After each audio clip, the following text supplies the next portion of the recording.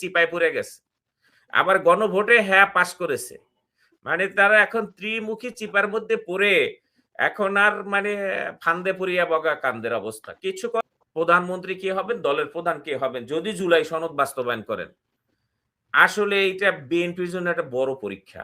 এই জন্যই তারা নোট অফ ডিসেন্ট দিয়েছিলেন। বিএনপি আর আওয়ামী লীগ এই দুইটা দলের ভিতরে এই জায়গাটায় বড় সমস্যা। এই জন্যই তো অনেকে বলে পরিবারতন্ত্র, আমি বলতে চাই না। তারা আসলে এটা নিয়ে অনেক কথা বলেছেন ওই সময়েও, যখন জুলাই নিয়ে সনদ নিয়ে এই যে জাতীয় ঐক্যমত্য কমিশন যখন বিভিন্ন আলোচনা চলতেছিল ম্যারাথন, তখনও বিএনপি এটা আপত্তি জানিয়েছিল। কেন? আসলে তাদের নেতা দলের প্রধানও থাকতে চান, সরকারের প্রধানও বিরোধী দলের হাতে তুলে দিচ্ছে যে ভাই তোমরা কর্মসূচি দাও, এই যে আমি একটা এজেন্ডা দিয়ে দিলাম। কারণ 3 বাচ্চার মাকে ধর্ষণ করার মতো এই ধরনের ঘটনা যারা ঘটিয়েছে, যে দলের নেতারা, সেই দলের ওই যেটা হাসিনুর স্যার বললেন, তাদের জেলা সভাপতি কোথায়, তাদের কি অ্যাকশন নিল, বা এই ধরনের ঘটনা তো ঘটবেই। নির্বাচন পরবর্তী একটা মুখিয়ে থাকে তৃণমূল পর্যায়ের নেতাকর্মীদের ভিতরে। এটা থামিয়ে দেওয়ার ব্যাপারে আমার চোখে উচ্চ পর্যায়ের নেতৃবৃন্দের কোনো তাদের ব্যবস্থা নেওয়া বা পদক্ষেপ আমি দেখিনি।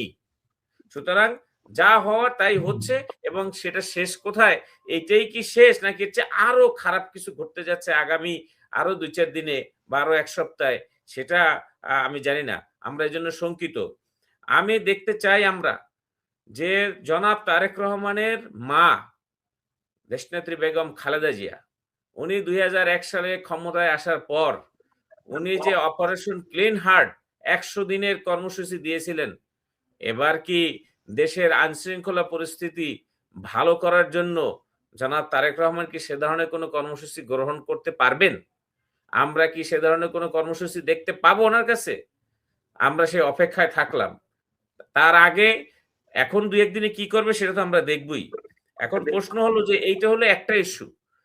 2 নাম্বার ইস্যু হলো যে ইতিমধ্যে আমরা একটা খবর পেলাম যে মোদিজি ভারতের প্রধানমন্ত্রীকে ওনার শপথ অনুষ্ঠানে আমন্ত্রণ জানাবেন।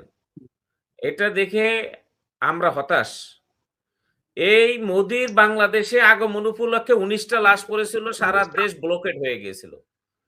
এই ভারতের আধিপত্যর কারণে বাংলাদেশের এই অভ্যুত্থান হয়েছে। এই হাসিনার আস্ফালন হয়েছে ভারতের আশকারায়, এটা সবাই জানে। সে ভারতের প্রধানমন্ত্রী গতকালকে অভিনন্দন জানাইছেন ভারত, ঠিক আছে, এ পর্যন্তই আলহামদুলিল্লাহ। সবার আগে তারা অভিনন্দন জানাইছে, যদিও মার্কেটে অনেক কথাবার্তা আছে, আমি ওগুলার গেলাম না। কিন্তু অভিনন্দন, কিন্তু তাকে ইনভাইট করতে হবে কেন? এটা করে এই রাজনৈতিক মাঠটাকে উত্তপ্ত করে দিচ্ছে কেন বিএনপি? এই মোদির আগমনে কি জুলাইয়ের আন্দোলনের সৈনিকরা ঘরে বসে থাকবে? তো তাদেরকে তো রীতিমতো এখন ঠেলে জোর করে রাজপথে নামিয়ে দেওয়া হচ্ছে।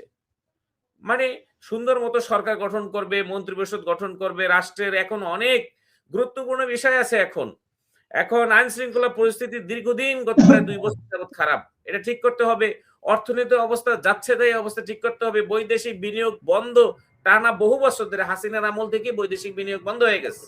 দেশের জ্বালানি খাতের অস্থিরতা, দেশের দ্রব্য, সামনে রমজান মাস, মানুষ রোজাদাররা যেন দ্রব্যমূল্যের নিয়ন্ত্রণে থাকে সেই ব্যবস্থা করা। ভাই অনেক ব্যাপার, সামনে বাজেট আসতেছে জুন মাসে। গত 1 বছরের ডেভেলপমেন্ট বলতে কিছু হয় নাই মতিউর রহমান স্যার, আপনি জানেন কোনো ডেভেলপমেন্ট হয় না। অন্তর্বর্তী সরকার কোনো ডেভেলপমেন্ট করতে পারে না, তাদের বাস্তবায়নে হার ছিল 10%। এগুলো অনেক কাজ আছে বাংলাদেশের। এই মুহূর্তে এই যে 26 সালে যে নির্বাচন হইলো, এই 26 সালের নির্বাচনের জন্য ভাই ভারতের কোনো অবদান নাই। এই অবদান তো জুলাই যোদ্ধাদের, এই অবদান 2000 শহীদদের, এই অবদান 30,000 আহত যোদ্ধাদের। যদি আপনি আপনার শপথ অনুষ্ঠানে আমন্ত্রণ জানাতেই চান, তাহলে শহীদদের পরিবারকে জানান, এই জুলাই যোদ্ধা আহতদেরকে জানান, তাহলেই বরং আপনার বেশি। কারণ এই নির্বাচন তো হওয়ার কথা ছিল ভাই 29 সালে। 29 সালের নির্বাচন 26 সালে এনে আপনাকে যারা প্রধানমন্ত্রীর চেয়ারে বসার ব্যবস্থা করে দিয়েছেন, আপনি তাদেরকে ইনভাইট করেন, তারা যদি এখন বিরোধী দলেও থাকে তাদেরকে ইনভাইট করেন, তাদেরকে সম্মানের, নাহিদদেরকে সম্মানের চেয়ারে বসান। এখানে মোদীকে আইনের সম্মানের চেয়ারে বসাইতে হবে না। এটা দেশের মানুষ ভালোভাবে নেবেন। আমি আজকে বিএনপির বেশ কয়েকজন নেতার সাথে আমার কথা হয়েছে, তারাও সিনিয়র পর্যায়ের, তারাও হতাশ, বলছে যে এই কাজটা করা ঠিক হচ্ছে না, দেশটা তাহলে আবার কোন দিকে যাবে। কারণ এখনই মাঠ উত্তপ্ত করে দিয়ে সরকার তার একটি নতুন বহু বছর পর 17 বছর পর একটা ভালো গণতান্ত্রিক সরকার হতে যাচ্ছে। এই পথটাকে মসৃণ করে দেওয়ার কি মানে, সেটা একটা ষড়যন্ত্র অংশ নয় তো? এই তারেক জিয়ার আশপাশে কারা কারা থাকে এইগুলো দেখতে হবে তার, যে ওনার আশপাশে কারা আছে, কারা তার উপদেষ্টা, কারা তাকে পরামর্শ দেয়। আমি ইতিপূর্বের এই চ্যানেলের মাধ্যমে আমি বলেছিলাম যে আমরা এই 26-এর 12ই ফেব্রুয়ারি এমন একটা নির্বাচন দেখতে চাই যে নির্বাচনের মাধ্যমে আগামী 5টা বছর বাংলাদেশ হবে একটি উন্নয়নের বাংলাদেশ, শান্তির বাংলাদেশ, সহাবস্থানের বাংলাদেশ, ফ্যাসিবাদ মুক্ত একটি বাংলাদেশ। তো সেইটার জন্য কিন্তু সব কথা দেখেন, নোয়াখালীর হাতিয়ার ঘটনা ঘটুক আর পঞ্চগড়ের সার্জিসের সেই বাংলাদেশের আরেক প্রান্তে ঘটনা, সব কথাই কিন্তু তীর সরে যাচ্ছে জনাব তারেক রহমানের দিকে। এটাই স্বাভাবিক। আর কাউকে কিন্তু জিজ্ঞেস করা হচ্ছে না, জিজ্ঞেস করা হচ্ছে কাকে? দলের পদ। তো ওনার সব কৃতিত্ব তার, আর সব রকমের অভিযোগের তীরও যাবে ওনার দিকে ছুটে। এ ব্যাপারে তার দ্ব্যর্থহীন থাকতে হবে, দৃঢ় থাকতে হবে। আমরা দেখেছি বেগম খালেদা জিয়ার নামের সাথে একটা শব্দ যোগ ছিল আপোষহীন। কারণ আপোষহীন কেন? তিনি অন্যায়ের সাথে আপোষ করতেন না, তিনি নেতাদের সাথে আপোষ করতেন না, ওনার চারপাশে চাটুকরদের কথায় আপোষ হয়ে যেতেন না। আমরা তারেক রহমানের নামের শেষেও আপোষহীন শব্দটা দেখতে চাই বাস্তবে, লিখেন বা না লিখেন, কিন্তু সেটা বাস্তবায়নে দেখতে চাই। অর্থাৎ ওই আশপাশে ওনার যারা চাটুকার আছে তাদের কথা উনি তাদের মতামত নিয়ে ওনার কাজ করতে পারবেন না। ওনার মায়ের মতো ওনাকেও বুঝতে হবে যে কোনটা বেটার, কোনটা দেশের জন্য ভালো। খালেদা জি একটা কথাই ছিল যে দেশের জন্য ভালো। কোনটা? হাসিনুর রহমান স্যার আছেন, উনি তো একজন বিএনপির আগে অনেক বড় ধরনের একজন ব্যক্তি ছিলেন। বলুক খালেদা জিয়া সবসময় যেন খালি ওনাকে শুধু একটা জিনিস বুঝাইতে পারলেই হতো যে এটা ম্যাডাম দেশের জন্য ভালো, ব্যাস।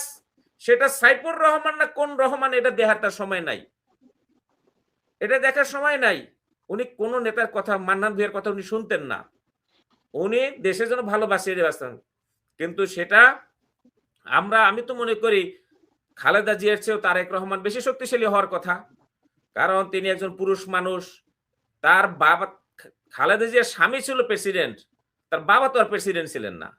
তারেক রহমানের বাবা প্রেসিডেন্ট, মা প্রধানমন্ত্রী, ওনার পিছুটান কোথায়? সুতরাং ওনাদের এবার আসি আমি আরেকটা ভাই, মনির ভাই যে কথাটা বললেন যে প্রধানমন্ত্রী কে হবেন, দলের প্রধান কে হবেন যদি জুলাই সনদ বাস্তবায়ন করেন। আসলে এটা বিএনপির জন্য একটা বড় পরীক্ষা। এই জন্যই তারা নোট অফ ডিসেন্ট দিয়েছিলেন। বিএনপি আর আওয়ামী লীগ এই দুইটা দলের ভিতরে এই জায়গাটায় বড় সমস্যা। এই জন্যই তো অনেকে বলে পরিবারতন্ত্র, আমি বলতে চাই না। তারা আসলে এটা নিয়ে অনেক কথা বলেছেন ওই সময়েও, যখন জুলাই নিয়ে সনদ নিয়ে এই যে জাতীয় ঐক্যমত্য কমিশন যখন বিভিন্ন আলোচনা চলতেছিল ম্যারাথন, তখনও বিএনপি এটা আপত্তি জানিয়েছিল। কেন? আসলে তাদের নেতা দলের প্রধানও থাকতে চান, সরকারের প্রধানেও থাকতে চান। এখন এই পরীক্ষার মধ্যে পড়ে গেছে তারা। যদি জুলাই সনদ বাস্তবায়ন করেন তাহলে এই পরীক্ষা, তার কঠিন পরীক্ষা পাশ করতে হবে। আর যদি জুলাই সনদ পাশ না করেন তাহলে আবার জনগণের পরীক্ষার মুখে পড়তে হবে। যেদিকে যাবে তারা সেদিকেই এখন এই ইয়াতে পড়ে গেছে, চিপায় পড়ে গেছে। আবার গণভোটে হ্যাঁ পাশ করেছে, তারা এখন ত্রিমুখী চিপার মধ্যে পড়ে এখন আর ফান্দে পড়িয়া বগা কান্দের অবস্থা। কিছু করার নেই। আমি মনে করি শেষ করতে হবে, শেষ পর্যায়ে আছি আমরা। আমি মনে করি যে বিএনপি এই পরীক্ষায় উত্তরণ হইয়া জুলাই সনদকে মেনে নিয়ে গণভোটকে শ্রদ্ধা জানিয়ে সংসদে 2/3 আসন থাকার পরেও ওদিকে না তাকিয়ে তারা এই জুলাইয়ের আন্দোলনের দিকে তাকিয়ে, সংস্কারের দিকে তাকিয়ে তারা এটা মেনে নিবে। অবশ্যই তারা দলের বা দেশের জন্য যেটা ভালো হয়, অর্থাৎ দলের প্রধান একজন তারা তৈরি করবেন এবং একই সাথে সরকার প্রধান আরেকজন তারা তৈরি করবেন এবং এই আইনকে যেটাকে বাংলাদেশের মেজরিটি মানুষ সমর্থন দিয়েছে এইটার এগেনস্টে তারা যাবেন না এবং সেই ক্ষেত্রে তারেক রহমান প্রধানমন্ত্রী হবে না, দলের প্রধান থাকবেন, সেটা অবশ্যই তিনি নিজে সিদ্ধান্ত নেবেন এবং আরেকজনকে দায়িত্ব দিবেন। তার দলে অনেক যোগ্য নেতা আছে এবং তাকে এমন ভাবেই তারা গঠনতন্ত্র তৈরি করবে, যদি অন্য কেউ দলের প্রধান হয় তাকে চেঞ্জ, তার পরিবারেও লোকজন আছে, তার স্ত্রী আছে, আমরা জানি সবই তাদের আছে। তো তারপরও এত কিছু বাদ দিয়ে ঠেলে জোর করে জনগণের মতামতকে উপেক্ষা করে আপনি জুলাই সনদকে চেঞ্জ করে একাই জি। থাকতে যাবেন না, এটাই আমাদের প্রত্যাশা। ধন্যবাদ।